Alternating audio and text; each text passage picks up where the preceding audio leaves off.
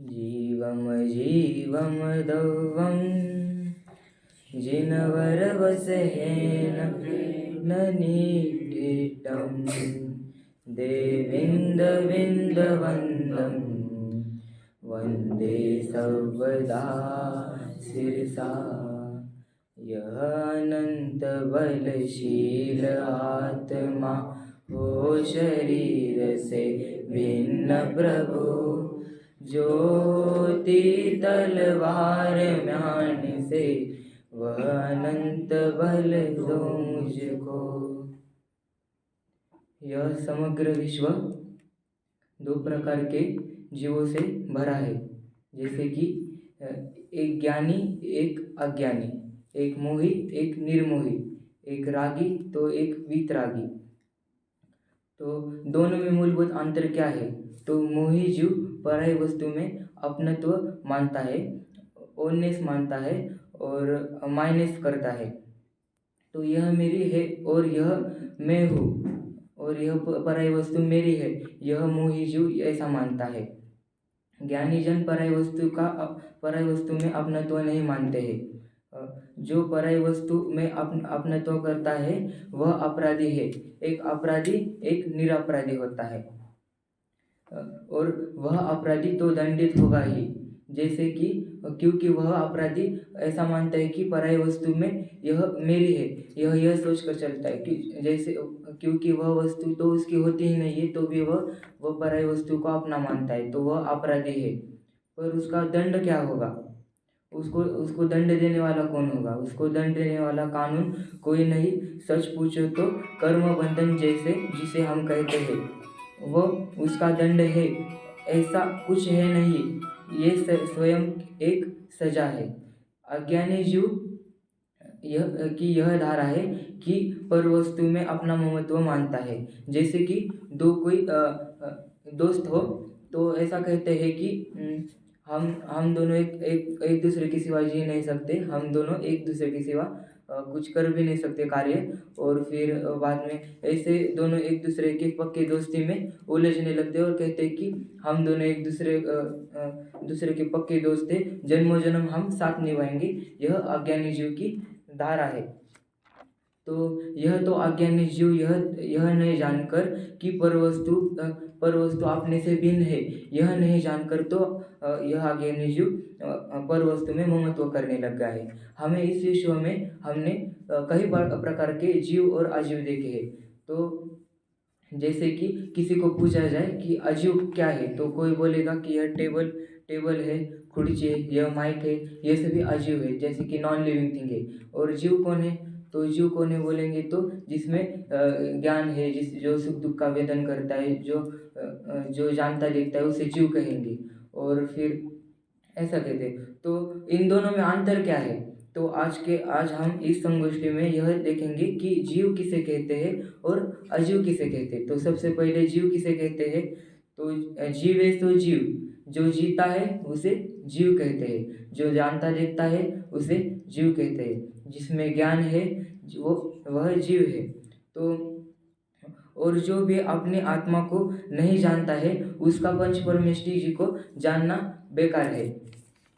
वैसे ही जब तक तुम अपने आत्मा को नहीं जानोगे तब तक तो तुम्हें दुख सहने पड़ेंगे ही। यह जीव अचेत होके भी सुख की प्राप्ति चाहता है। मतलब जैसे कि आत्मा को उसने नहीं जाना पर उसे सुख चाहिए। जैसे कि रोज के रोज मंदिर में चक्कर काटता है और कहता है कि आज का दिन मेरा अच्छा होना चाहिए, आज का दिन में मुझे कुछ भी संकट नहीं आने चाहिए मेरे में, ऐसा कहता है। और आत्मा में तो नहीं रमता और फिर मंदिर में जाके कहता है कि मुझे सुख चाहिए। तो ऐसा कैसे होगा? यह जीव तो जीव को हम 3 नाम से जानते हैं।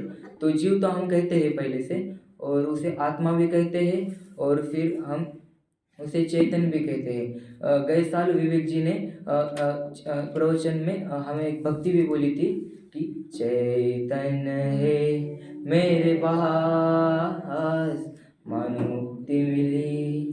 कि मेरे पास आत्मा है, आत्मा में बसने से हमें ऐसा लगता है कि मानो कि मोक्ष ही चले गए, निरंतर सुख की प्राप्ति होती है। तो हम बोलेंगे कि इस आत्मा का काम क्या है? तो आत्मा का काम तो सिर्फ यह है कि निरंतर जानना जानना जानना जानना, यही आत्मा का काम है। तो फिर आप कहोगे कि शरीर को फिर हम आत्मा में रहेंगे तो बाहर से हमें कष्ट भी होंगे, कोई कोई हमें हम पे हमारे पे उस मतलब किसी ने हमें चिमटी गाती तो शरीर को भी हमें लगता है। तो हम भक्ति भी गाते हैं कि आत्मा हो आत्मा हो आत्मा, मैं सदा ज्ञायक स्वभावी आत्मा, शस्त्र से भी मैं कभी कटता नहीं, अग्नि से भी मैं कभी जलता नहीं, जल गलाए तो कभी गलता नहीं, मैं सदा ज्ञायक स्वभावी आत्मा। हमारा जीव कभी शस्त्र से कटता नहीं, ना कहीं कभी अग्नि से जलता है। यह सब कुछ कष्ट होगे तो सिर्फ हमारे शरीर को ही होगे। तो धन्य है वे मुनिराज जब तक ध्यानस में लीन रहते हैं तब वे उन पे कोई भी उत्सर्ग होता है, जैसे कि बरसात में अगर गर्मियों में उन पे उत्सर्ग होते हैं तब वे यही सोचते हैं कि यह जो भी दुख हो रहे वे मुझे नहीं हो रहे, जितने भी दुख हो रहे वे सब शरीर को हो रहे, ऐसा सोच के वे अपने ध्यान में लीन रहते हैं। तो आप कहोगे कि क्या शरीर को कभी दुख होता है क्या? तो यह जो भी सुख दुख का जो वेदन करता है यह शरीर करता नहीं है, यह सभी हमारे आत्मा सुख दुख का वेदन करती है। और एक ध्यान में रखें कि मैंने जो आपको आत्मा जो शब्द कहा यह कोई भूत प्रेत वाली आत्मा नहीं है, ये तो शुद्ध त्रिकाली भगवान आत्मा है। हमें तो स्वयं को ही जानना चाहिए, मैं एक भगवान आत्मा हूँ। आप अन्य धर्म में देखोगे तो कई लोग कहते हैं कि मैं राम जी का भक्त हूँ, मैं अन्य देव देवता का भक्त हूँ, ऐसा कहते हैं। पर हमारे जिन शासन में जिन धर्म में ऐसा कहा गया है कि तू भक्त नहीं है तू भगवान है। मेरे धाम में लास्ट की लाइन ऐसी आती है कि भक्त नहीं भगवान बनेंगे। हम स्वयं भगवान आत्मा है। यही तो जीव स्वयं पर वस्तु को अपना मान के यह तो भूल कर रहा है, इस संसारी कार्यों में दुख पा रहा है। इसी वजह से कि कोई कहता है कि मुझे बंगला चाहिए, गाड़ी चाहिए, मेरी शादी अच्छे से हो, धूमधाम से होनी चाहिए, मुझे बहुत सारे पैसे चाहिए। अरे पैसों में इतनी सारी चीज़ें आती है। तो फिर मैंने पहले अभी प्रवचन स्टार्टिंग होने पे भी कहा, तो फिर मंदिर के चक्कर क्यों काटता है तू? ऐसा क्यों कहता है कि मुझे मेरा आज का दिन बहुत अच्छा जाना चाहिए? पैसे से ही सभी होता है तो तू पैसे लेके अपना खुद का जीवन स्वस्थ क्यों नहीं बनाता? मरने के समय में यदि तुम्हें मौत आने वाली है ऐसा पता चलता है तो तू पैसे लेके अपनी जिंदगी क्यों नहीं बढ़ा सकता है?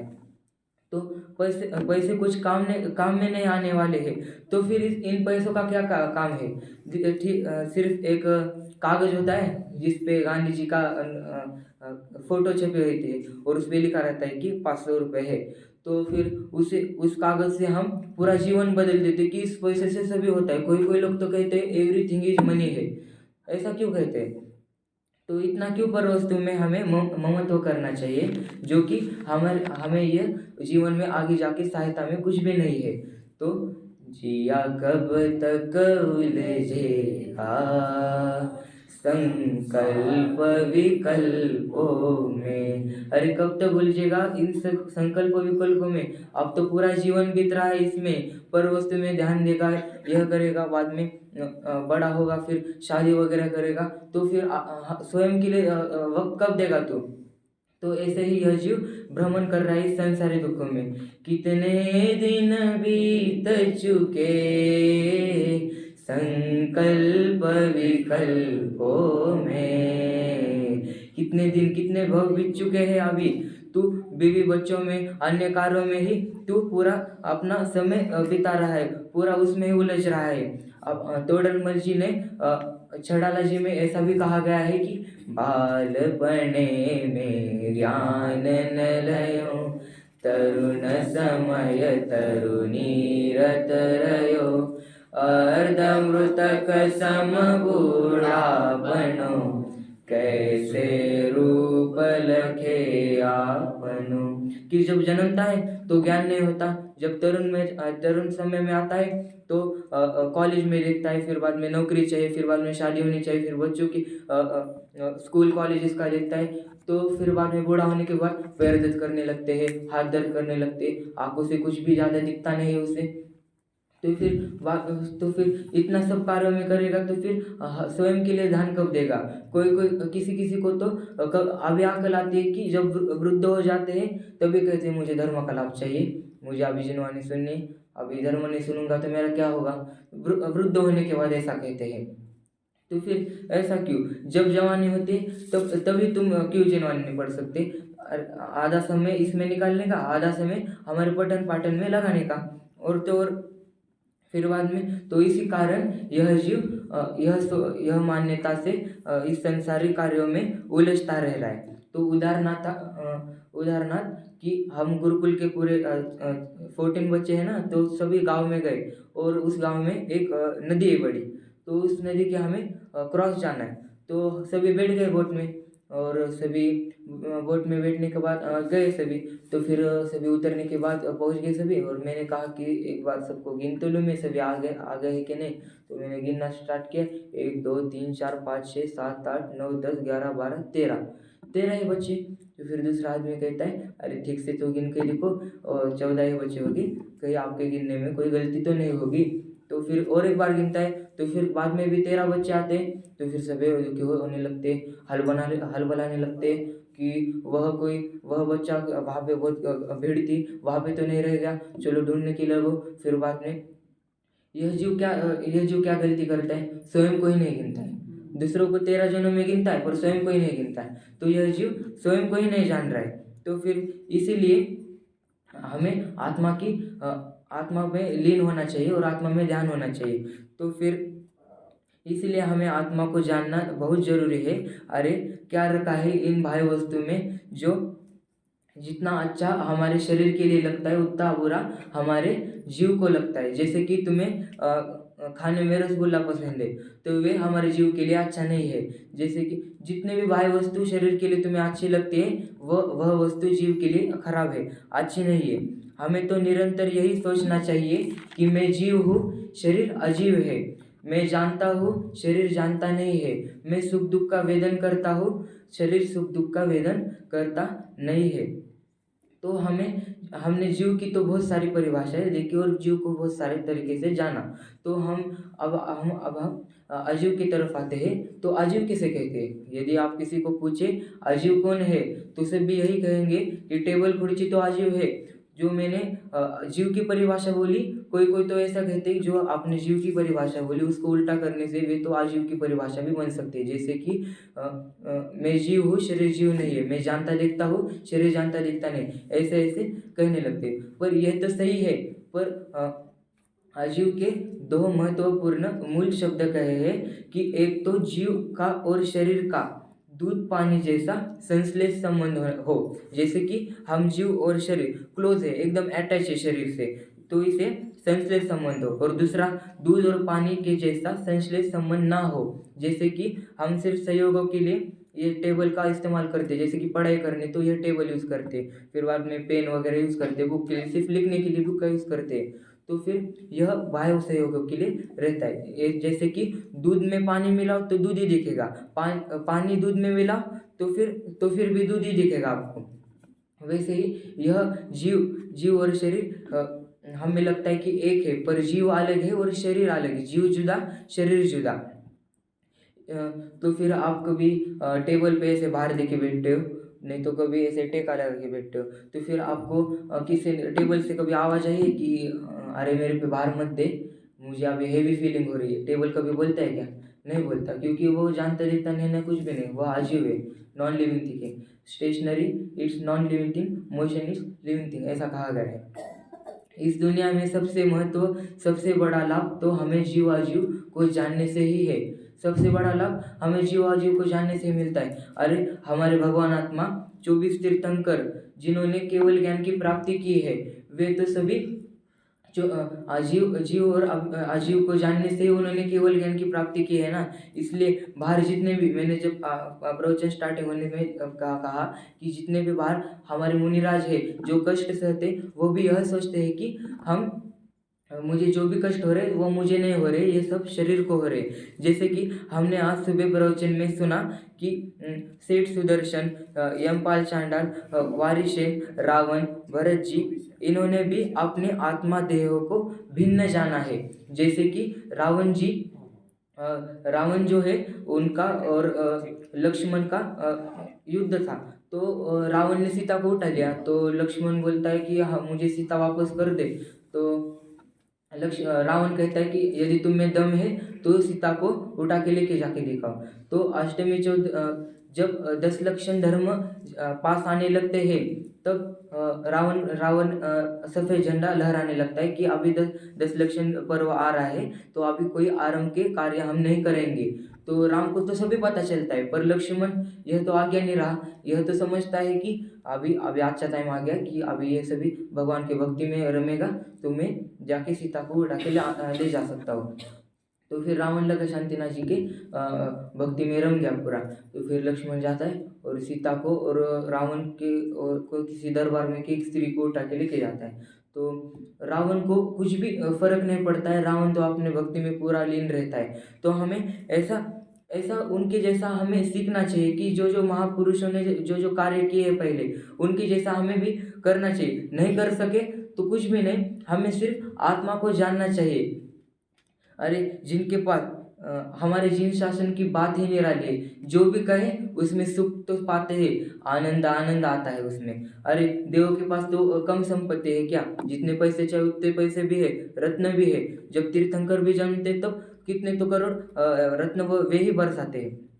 तो फिर उनके पास तो कुछ भी कमी नहीं रहती है। जैसे कि भरत जी, जिनके पास 6 खंडों के राजा है वे, तो उनको 3 खुशखबरें आई थी। जैसे कि आदिनाथ जी को केवल ज्ञान प्राप्त हुआ था, एक तो वे था, और फिर उनको एक बेटा हुआ था, और उनको चक्र रत्न की प्राप्ति होने वाली थी। तो तीनों में से वे सबसे पहले तो आदिनाथ जी के पास गए।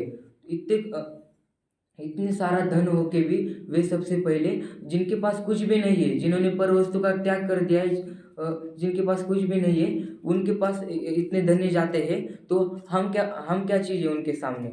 हमें भी उनके उनके पठन पाठन में रमना चाहिए और आत्मा को हमें जानना चाहिए। तो इसी प्रकार हमें अपने आत्मा को जानना चाहिए। तो सुख किस में मिलता है? तो किसी किसी को तो लगता है कि सुख किस में मिलता है, तो किसी किसी को खाना खाने में सुख लगता है, किसी किसी को सोने में सुख लगता है, किसी किसी को अन्य वस्तु में, बाह्य वस्तु में सुख लगता है। तो सुख तो लगता है उसमें तुम्हें, पर वह सुख क्षण भर के लिए रहता है। जैसे कि तुम्हें कोई रसगुल्ला खिलाए, तो आप खाते जाते रोज एक ही पदार्थ खा के बोर होते, तो एक दिन आपको रसगुल्ले खिलाए जाए, तो आपको खिलाते 10-15 खा लिए, फिर बाद में ज़बरदस्ती आपको और खिलाते जाए, तो आप क्या कहते हो, बस। तो फिर और ज़बरदस्ती से आपके सामने ला रहे, तो आप क्रोधित होते हो कि नहीं चाहिए मुझे अभी, तो आप द्वेष करने लगते हो। तो उसी में तुम्हें सुख लगता है, तो तुम वही चीज़ क्यों नहीं अपनाते हो? वही चीज़ क्यों नहीं अपनाते हो तुम? बाह्य वस्तु में क्यों बाद में फिर देखते हो तुम? तो फिर बाद में मोक्ष मार्ग प्रकाशक में भी बताया है कि जीव कैसे स्वयं को जानता नहीं है। तो आप मोक्ष मार्ग प्रकाशक का आधार ले सकते हैं, पेज नंबर 50।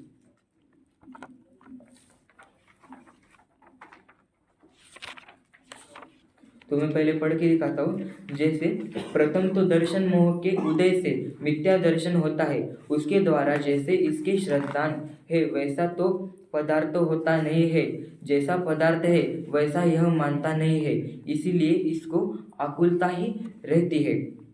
मतलब जैसा तुम्हारे सामने है वैसा वह नहीं मानता है, इसलिए उसके कारण उसे आकुलता होने लगती है। आपने पेज नंबर 50 निकाल लिया है, तो मैं पढ़ूंगा तो आप देखो उसमें। तो जैसे पागलों की जैसे पागल को किसी ने वस्त्र पहना दिया, वह पागल उस वस्त्र को अपना अंग जानकर अपने को वस्त्र को एक मानता है। वह वस्त्र पहनाने वाला अधीन होने से कभी वह फाड़ता है, कभी जोड़ता है, कभी खोसता है, कभी नया पहनता है, इत्यादि चारित्र करता है। तो अभी आप गाड़ी से जा रहे हैं और कहाँ पे आप इस सड़क पे आपको दिखा पागल एक उसको ठंडी लग रही है, तो आपने सोचा कि इसे मैं मेरा जैकेट उतार के उसको दे दूँ क्योंकि उसे ठंडी ना लगे। तो फिर आप दे देते हो, फिर बाद में गाड़ी में बैठते समय आप अपने जेब में देखते हो तो वो आपका वॉलेट जो रहता है वो आपके जेब में नहीं रहता है, कि वो जो जैकेट रहती है उसमें रहता है, तो वो बहुत महत्वपूर्ण रहता है। फिर आप उससे वापस मांगने जाओगे तो वो पागल कभी देगा नहीं आपको, क्योंकि उसने अभी वह अपनी वस्तु मान रखी है। वो अभी अपना मान लेगा कि वह जो जैकेट दिया है उसको वो अभी मेरी है, तो अभी वो आपको नहीं देगा। यदि आप उसको छीन के लेंगे तो वो चिल्लाने लगेगा और पैर वो पटकने के लगेगा, पागलों की तरह चिल्लाने वो लगेगा। तो फिर वह वह पागल उसे अपने अधीन मानता है, उसकी पराधीन क्रिया होती है, उससे वह मान के खेद खिन्न हो जाता है। तो उसे छीन के लिया तो वो फिर अलग ही, जैसे मराठी में क्या बोलते हैं, वेगळे वेगळे चाळे करू नको, वैसे अलग अलग ही अलग अलग ही चिल्लाने लगता है, पैर पटकने लगता है और खेद खिन्न हो जाता है। उसी प्रकार इस जीव को कर्मोदय ने शरीर संबंध कराया है। यह जीव उस शरीर को अपना अंग जानकर अपने को और शरीर को एक मानता है। जैसे कि हमें शरीर दिया है, तो अभी मृत्यु के समय आपको कोई कह दे, 2 दिन पहले कह दे कि आपकी मौत होने वाली है कल, तो आप घबरा जाते हो, टेंशन में आ जाते हो, अभी मेरी कल मौत होने वाली है, कैसे अभी मैं कैसे जीव, एक दिन है मेरे पास, क्या क्या करूँ एक दिन में मैं, तो ऐसा हल बनाने लगते हो ना। तो फिर बाद में ऐसा सोचते हो कि अभी मेरे पास तो इतने कम क्षण रह गए, तो मैं कैसे जीऊँ अभी इतने क्षण में, और इन्होंने भी मुझे आइन वेळ पे मुझे मतलब मुझे टाइम पे आके बोला है इन्होंने मुझे, तो फिर अभी मेरे पास तो कुछ कार्य करने के लिए अभी मुझे अभी वक्त भी नहीं है। तो फिर यह जीव शरीर को अपना अपना मान बैठा है, बल्कि यह शरीर अपना नहीं है, यह बाह्य है। इसे कितने भी कष्ट दो, ये हमें तो सहन होते हैं। जैसे कि अभी चिमटी वगैरह ली, किसी ने किसी को मारा तो हमें दुख तो सहन होता है, पर ये शरीर को नहीं होता है, यह हमें हमारे जीव को होता है। जैसे कि कोई कहेगा कि मैं ऐसा नहीं मानता हूँ, जीव और अजीव तो एक ही है, ऐसा मानूंगा मैं। तो मुझे ये बताओ कि मरने के बाद तुम्हारी आंखें तो खुली, मतलब खुली रहती है, तुम्हारे हाथ पैर तो ठीक ही रहते हैं, तो फिर तुम क्यों देख नहीं सकते, क्यों हलचल नहीं कर सकते? क्योंकि तुम्हारे अंदर की जो जीव है वह शरीर छोड़ के चला जाता है, और वह जीव हमारा जीव तो अनादि से है और अनादि से अनंत तक रहेगा, ऐसा तो है। पर मरने के बाद एक क्षण, एक सेकंड उससे भी कम कम रहता है ना, उसमें वह दूसरी गति प्राप्त कर लेता है। तो ऐसा रहती है जीव की अवस्था। तो फिर बाद में शरीर को एक मानता है, वह शरीर कर्म के अधीन कभी कृश होता है, कभी स्थूल होता है, कभी नष्ट होता है, कभी नवीन उत्पन्न होता है। जैसे कि तुम्हारे कभी आपके हाथ को लगा, किसी ने जोर से मारा और आपके हाथ को लगा, तो वो फिर बाद में उस पर फिर और एक बार उस पर फिर स्किन आ जाती है ना फिर से, और तो ऐसा ही रहता है। तो इत्यादि चरित्र होते हैं। यह जीव उसे अपने अधीन मानता है, उसकी पराधीन क्रिया होती है, उससे महाखेद खिन्न हो जाता है। जो शरीर, अभी मैंने कहा कि आपको 2 दिन पहले आपको पता चला कि आपकी मौत होने वाली है, तो फिर आप खेद खिन्न हो जाते हो, पागल के जैसे करने लगते हो कि अभी मेरे पास समय भी नहीं, ऐसे करने लगते हो। तो फिर तथा जैसे जहाँ वह पागल ठहरता है, वहाँ मनुष्य घोड़ा धनादि कहीं से आकर उतरे, वह पागल उन्हें अपना जानता है। जैसे कि आप अगर रेगिस्तान में गए, आपको प्यास बहुत लगी, आपको भूख भी लगी, तो आप पूरा मतलब वो भूख से आप पागल हो रहे हो, कुछ भी समझ में नहीं आ रहा है आपको कि कहाँ पे जाओ। रेगिस्तान में पूरी तो रेत ही रेत है, कहीं पे भी कुछ भी नहीं है, तो आप बेहोश होके गिर गए नीचे, धूप है और बेहोश होके नीचे गिर गए, और फिर जरा सी धीमी सी आँख खोली तो आपको सामने दिख रहा है कि ऊँट वो है, और किसी ने यहाँ पे बस्ती बना दी और वहाँ पे खाना भी पका रहे हैं। तो फिर यह जीव क्या समझता है कि अभी तो मेरा कार्य अभी सेटल हो गया, अभी मैं अभी जैसी अवस्था हूँ मैं जैसे रहता हूँ, अभी कल सुबह उठकर जो वो खाने के लिए बनाएंगे मैं उनसे मांगता हूँ, क्योंकि वो अपने ही देंगे, वो मना नहीं करेंगे। यह जीव यह मानता है। तो फिर तो फिर वे तो उन्हीं के अधीन कोई आते हैं कोई जाते हैं, कोई उनके अनेक अवस्था रूप परिणमन करते हैं, वह पागल उन्हें अपने अधीन मानता है। मतलब कोई भी आता जाएगा और वो उन्हें अपना मानता जाएगा, ऐसा नहीं हो सकता है ना। तो फिर आप रेगिस्तान में गए और फिर बाद में आपको प्यास लगी है और सामने आपको नदी दिख रही है और आप पास गए, देखा तो नदी नहीं, नदी गायब हो गई और वहाँ पे दलदल है, तो आपको गुस्सा आएगा ना, क्रोध हो गया, आप क्रोधित हो गए, द्वेष करोगे। वैसे ही यह पागल यह ऐसा सोचता है कि अभी तो मैं जैसी अवस्थाओं में हूँ वैसे तो मैं अभी बेहोशी पड़ा रहता हूँ, कल सुबह तक वे जाएंगे नहीं, कभी कल सुबह का उनसे खाना मांग लेता हूँ, पर कल सुबह वे आंखें खोलता है तो कोई भी नहीं, पूरा क्लोज हो जाता है पूरा वो। फिर बाद में तो उनकी पराधीन क्रिया हो तो तब खेद खिन्न हो जाता है, तभी वे पागलों की तरह करता रहता है। उसी प्रकार यह जीव जहाँ पर्याय धारण करता है वहाँ स्वयं में पुत्र घोड़ा धनादि कहीं से आकर प्राप्त हुए, यह जीव उन्हें अपना जानता है, वे तो उनकी अधीन कोई आते हैं कोई जाते हैं, कोई अनेक अवस्था रूप परिणमन करते हैं, यह जीव उन्हें अपने अधीन मानता है और उनकी पराधीन क्रिया हो तो तब खेद खिन्न। अभी फिर से रिपीट यही किया है उन्होंने। तो पहले वो कहा कि मैंने रेगिस्तान का ही उदाहरण लिया, अभी यह जो कहा है कि शरीर, अभी तुम्हें शरीर मिला और फिर बाद में जैसे अपने जिनसेन आचार्य जी ने कहा, उनकी एक गाथा है, तो हम मंदिर जी में बोलते भी है, पूछ उठा अपनी माता से एक बालक 6 साल का, सरल स्वभावी परम चतुर था, जिसका रूप कमाल का, जिसका रूप कमाल का। तो क्या पूछते हैं जिनसेन आचार्य कि अपनी माँ से पूछते हैं कि कल तो इतने सारे बांसुरी ढोल वगैरह बजाए जा रहे थे, तो आज इतने दुखी दुखी क्यों है सभी जन। तो उनकी माँ उन्हें कहते हैं कि कल जो पुत्र जन्मा था वे तो आज ही मर गया है, कल जो पुत्र जन्मा था वे आज ही मर गया है, कोई भरोसा नहीं अभी काल का। तो ऐसा कहते हैं कि अभी काल का कोई हमें भरोसा नहीं है, कभी मरण हो जाए, कभी कुछ हो जाए, हमें पता ही नहीं चलता है। जैसे कि अभी हम मस्त है पर नींद में कब अटैक वगैरह आ जाए हमें पता नहीं चलता है, कब क्या हो जाए। तो ऐसे ही ऐसे शरीर हम उत्पन्न होते हैं फिर बाद में ऐसे नष्ट हो जाते हैं। तो इसमें भी हमें कुछ नहीं होता है, पर हमारे घर वाले इसमें ही मोह डालते रहते हैं कि एक ही कारण, जैसे कि किसी की मृत्यु होगी और उसके घर वाले 3-4 दिन रोते बैठते हैं।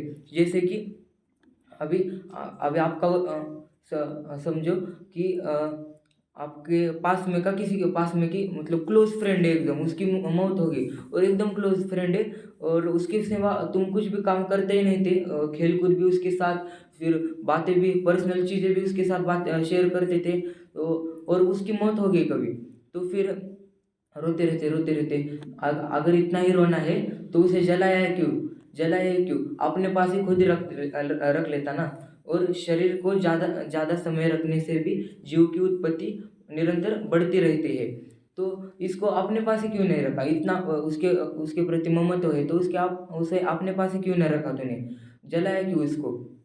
तो ऐसा समझकर ही यह जीव पर वस्तु में अपना ममत्व डाल देता है। तो इसी प्रकार सभी अपने आत्मा को जाने और निरंतर सुख की प्राप्ति करें। इसी प्रकार मैं अपनी वाणी को विराम देता हूँ। ओम नमः।